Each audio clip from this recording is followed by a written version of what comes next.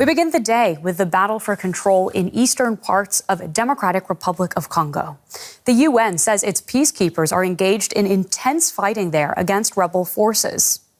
Now, in recent weeks, M23 fighters have captured key towns in one of sub-Saharan Africa's most mineral-rich regions close to the border with Rwanda. They're now closing in on the city of Goma. The UK, United States, and France are all urging citizens to leave the city, home to more than 1 million people. Soldiers and armored vehicles from DR Congo's army on their way to the front line, just 10 kilometers from the provincial capital Goma. They've lost swathes of territory since the M23 rebels launched a renewed offensive in recent weeks. They're now surrounded on all sides. As the rebels encircle the city, people are fleeing. The latest insurgence has triggered a humanitarian crisis, displacing 400,000 people in just weeks. Goma is already home to hundreds of thousands of displaced Congolese. The atmosphere here is bad, very tense, and fear is spreading. Children aren't in school anymore, and we can't leave. This war situation is really threatening the lives of all inhabitants. Curious onlookers rush to a hill overlooking the front line. The Congolese army has been firing volleys of rockets from helicopters at the rebel fighters below. But the rebels have anti-aircraft defenses from neighboring Rwanda. The UN accuses Rwanda of fueling the insurgency with its own troops and weapons. Analysts say Rwanda is trying to gain influence in the region by backing the rebels.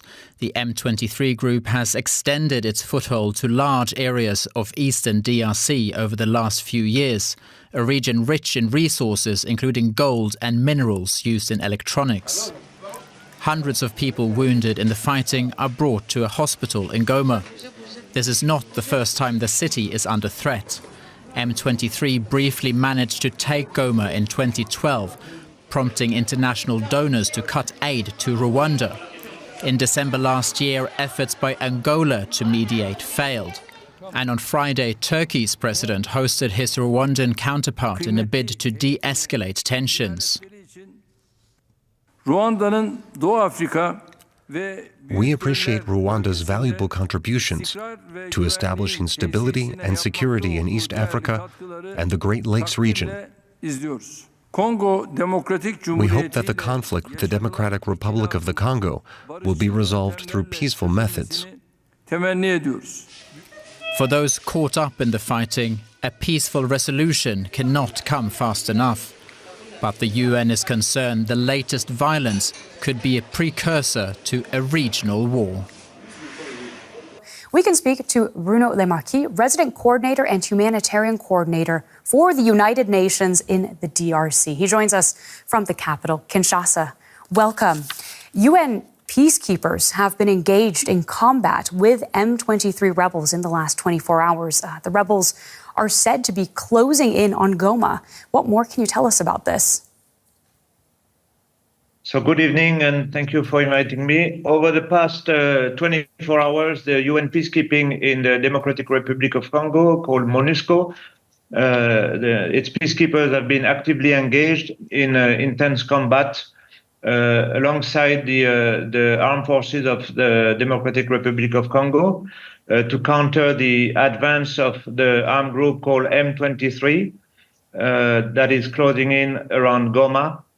The UN peacekeeping operation MONUSCO has been also repositioning some of its forces to strategic defensive location around Goma to defend the city of Goma and to strengthen protection for civilians and also to protect critical infrastructure.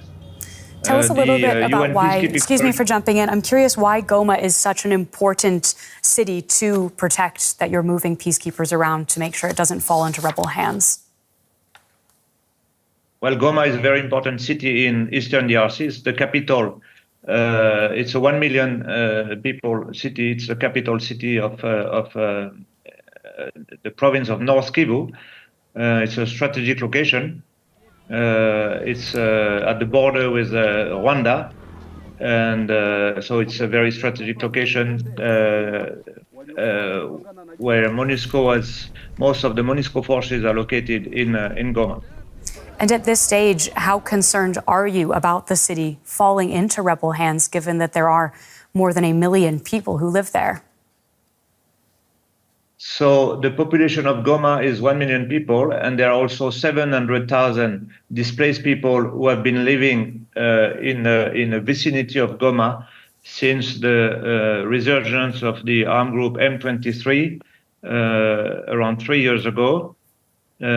With the recent fighting over the past few days and the advances that the M23 has made near the city of Goma, many of those displaced people, hundreds of thousands of these displaced people, have come even closer to the city of Goma. They are under very, very difficult conditions, with a lot of protection risk for the civilian population. Everything is done by the Congolese government, the Congolese armed forces, with the support of MONUSCO, and also the regional force of the SADC, the Southern African Community, to protect the city of Goma. Now, I understand that formal camps for those displaced people are already full. Where are people taking shelter? So if we talk, because there are many humanitarian situations in Eastern DRC, in total there are 6.5 million people who are internally displaced in Congo, mostly due to conflict in Eastern DRC. Recently, with the advances of the M23 group, not only around Goma, but also for the first time in South Kivu, many people are again on the road, on the move, as we can see in the picture. When it comes to the displaced people around the city of Goma, many of them, as I said, have moved towards the city of Goma because there is the territory in which they were living is shrinking because of this M23 offensive. Many of them are living with the host community. Host community are incredibly generous in Congo when it comes to hosting displaced people. So they are moving. It's a very, very tense situation. It's a very complicated situation with all those displaced people coming in. The humanitarian community is fully mobilized, but it's a difficult operating theater with many challenges we are facing. I want to take the opportunity to again remind all parties to the conflict to respect international humanitarian law. Civilians should never be a target. Civilian infrastructure should never be a target. There has been multiple attacks against civilian infrastructure lately, including health infrastructure. I also want to point out, even as of today, I just came back from Goma this afternoon. The number of injured people have really increased. Thank you for joining us to share those comments. I'm so sorry, we're just run out of time, but we very much appreciate you taking the time, especially under these circumstances. We've been speaking to Bruno Lemarquis, the UN resident coordinator in the DRC. Thanks once again. Thank you very much.